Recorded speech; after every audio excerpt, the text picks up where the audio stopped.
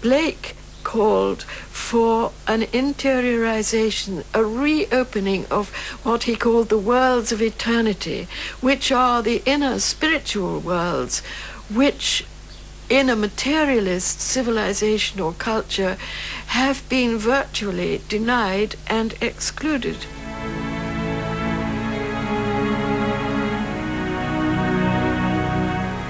The reality of these worlds was to Blake beyond question. He calls upon us to reverse the premises of materialist thought and reaffirm man and as a spiritual being and the cosmos in which we live as a great spiritual universe.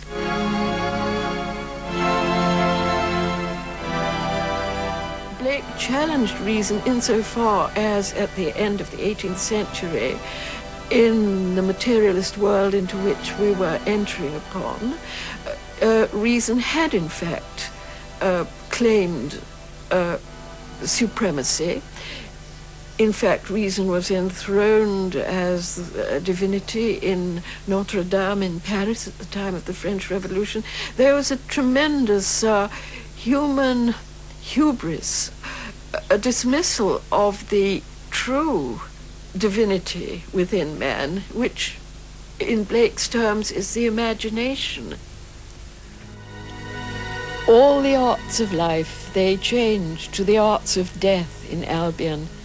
The hourglass, condemned because its simple workmanship was like the workmanship of the ploughman, and the water wheel that raises water into cisterns, broken and burned with fire because its workmanship was like the workmanship of the shepherd.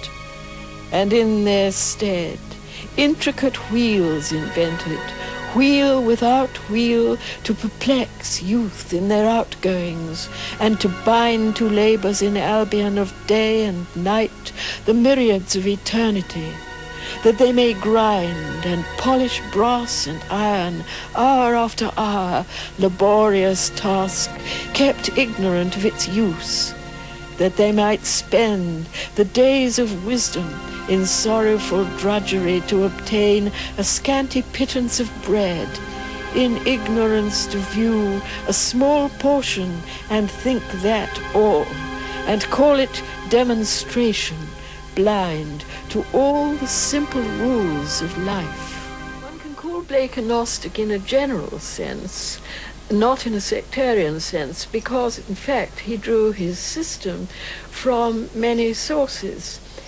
But he was a Gnostic in the sense that it was based on exact knowledge of what one must call an excluded tradition.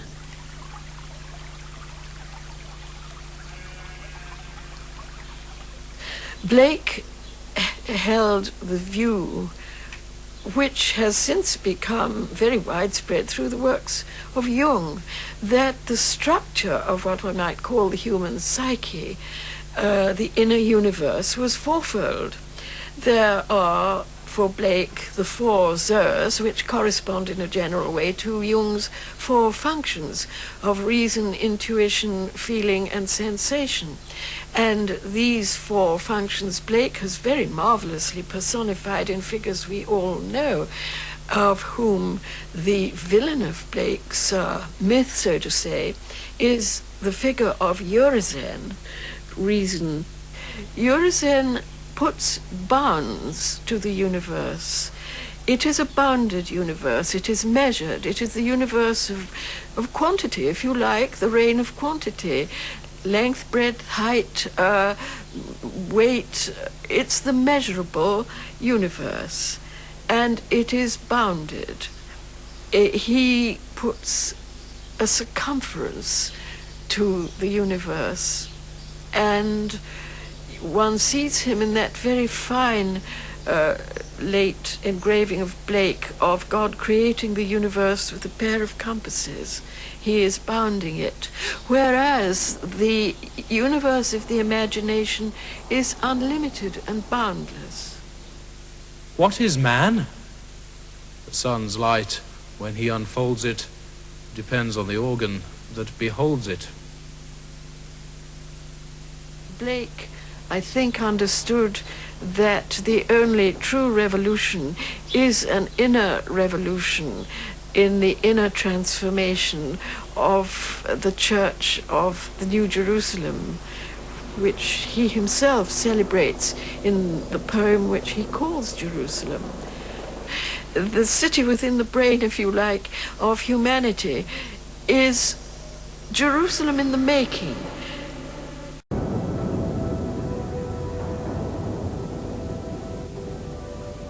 God isn't up there, you know, sitting in judgment, as it were, on a cloud with a long white beard, inventing awful rules so people feel guilty all the time, and so on and so on.